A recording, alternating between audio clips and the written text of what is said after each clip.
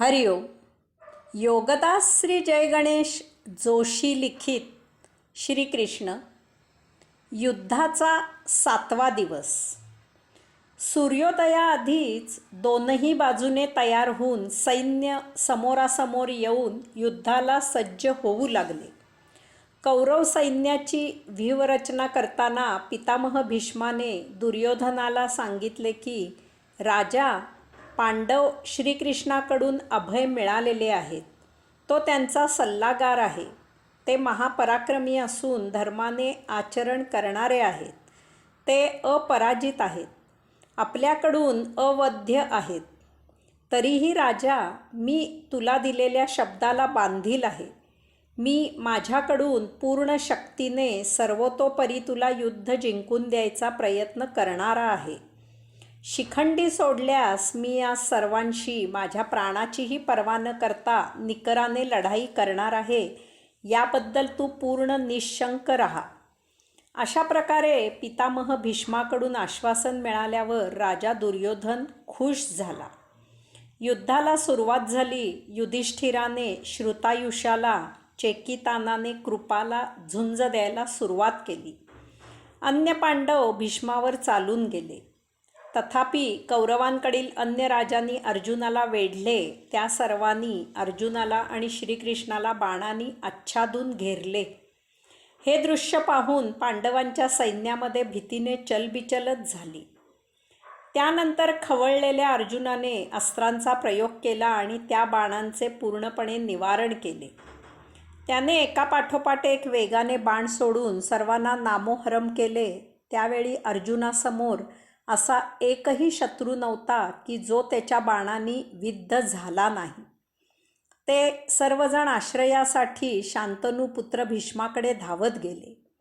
अन्य पांडवांनी आणि राजांनी कौरवांच्या सैन्याची दाणादाण केली. त्यावेळी ते सैन्य समुद्रामध्ये वादळात सापडलेल्या नौकेप्रमाणे भासत होते. अर्जुनाने आपले बांधव, अन्य राजे आणि सैनिक यासह मोठा रणसंग्राम घडवून आणला. प्रत्यक्ष भगवंत श्री सारथ्य करत असलेला पांढरे शुभ्र घोडे जोडलेला मारुतीराया रथावर आरूढ झालेला, मेघगर्जनेप्रमाणे गडगडाट करत असलेल्या त्या रथाची कौरवांनी धास्ती घेतली. त्यावेळी दुर्योधनाने त्याच्या सैन्याला सावरले आणि भीष्माच्या मदतीने पांडवांवर चढाई करायला उद्युक्त केले. भीष्माने कसेबसे कौरवांची बाजू थोडी सावरली. द्रोणादी सर्वांनी पांडवांवर चढाई केली. महाभयावह धुमश्चक्री झाली. अस्त्रशस्त्रांचा भरपूर उपयोग केला गेला.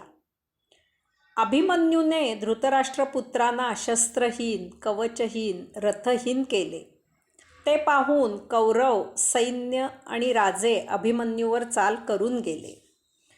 त्यावेळी पार्थ श्रीकृष्णाला म्हणाला, केशवा, जेथे ते अनेक राजे युद्ध करू इच्छितात तिकडे माझा रथ घेऊन चल.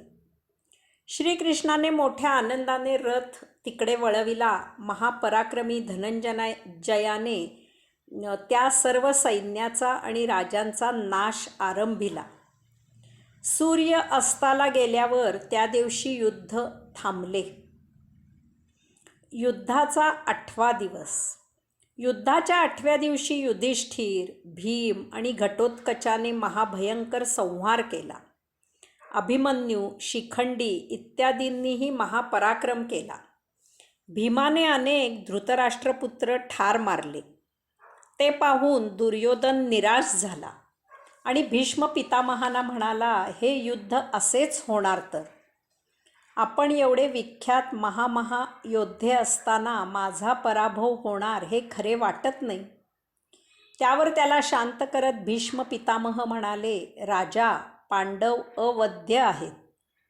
भीमापुढे जो तुझा बंधू येईल तो मरणार हे सुनिश्चित आहे. मी, विदुर, गांधारी यांनी तुला पदोपदी हेच समजवायचा प्रयत्न केला की पांडवांचे न्यायाचे राज्य त्यांना दे, त्यांच्याशी सलोखा कर. आता एकच मार्ग तुझ्या पुढे आहे. शांतपणे शौर्याने युद्ध कर. मी माझे प्राण पणाला लावून तुझ्यासाठी लढाई करत आहे. तूही हेच कर. त्या दिवशी भीष्म, द्रोण इत्यादींनी पांडवांच्या सैन्याचा महादारुण संहार केला. नाती विसरून निर्दयपणे प्राण घेतले जात होते. रणांगणावर जिकडे तिकडे प्रेतांचा खच पडला होता, रक्ताचा सडा झाला होता. कोल्हे, कुत्रे मृतांचे लचके तोडत होते. अर्जुनाचा पुत्र इरावान युद्धात मारला गेला. त्यावेळी दुःखाने सुस्कारा सोडत अर्जुन श्रीकृष्णाला म्हणाला, या युद्धात असे घडणार याची विदुराला कल्पना होती आणि म्हणून त्याने धृतराष्ट्राला युद्धापासून परावृत्त करण्याचा प्रयत्न केला. दोनही बाजूने महाभीषण संहार होत आहे, त्या ऐश्वर्याचा धिक्कार असो. निर्धनाला मरण आले तर ते परवडेल, परंतु ज्ञाती बांधवांचा विनाश करून ही धनप्राप्ती नको. दुर्योधन, शकुनी, दुःशासन, कर्ण या चौकडीमुळे क्षत्रिय शिल्लक राहतात की नाही अशी परिस्थिती निर्माण झाली आहे. मधुसूदना, मला ज्ञाती बांधवांशी युद्ध करायला मुळीच आवडत नाही. कृष्णा, दुर्योधनाच्या सैन्याकडे रथ त्वरित ने, आता वेळ व्यर्थ घालविता येणार नाही. यानंतर सूर्यास्त झाला आणि युद्ध थांबले. परंतु त्या रात्री दुर्योधन, शकुनी, दुःशासन आणि कर्ण यांचे गुप्त खलबत झाले. त्यामध्ये निष्कर्ष असा निघाला की पितामह भीष्म मनापासून पांडवांच्या बाजूला आहे, यामुळे तो सर्व शक्तीनिशी युद्ध करत नाही. त्यावर कर्णाने दुर्योधनाला वचन दिले की तू भीष्माला युद्धापासून दूर कर, मी पांडवांना ठार मारून तुला विजय मिळवून देईन. यावर दुर्योधनाने काही विचार केला आणि तो भीष्मांच्या शिबिरामध्ये दाखल झाला. त्याने भीष्माला सांगितले की तात, युद्ध जिंकण्यासाठी मी केवळ तुझ्यावर अवलंबून आहे. तथापि तुला पांडवांबद्दल प्रेम आहे किंवा माझ्याबद्दल शत्रुत्व आहे किंवा माझ्या दुर्दैवामुळे तू मनापासून युद्ध करत नाहीस, तरी हे तात पांडवांचा पराभव करून युद्ध जिंकून देईन ही तुझी प्रतिज्ञा तू सत्य कर, किंवा हे तात तू युद्धामधून दूर हो आणि कर्णाला युद्धासाठी परवानगी दे.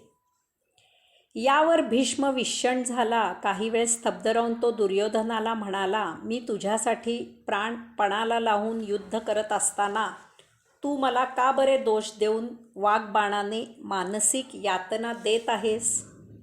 तुला पांडव किती पराक्रमी आहेत याचा चांगला स्वानुभव आहे.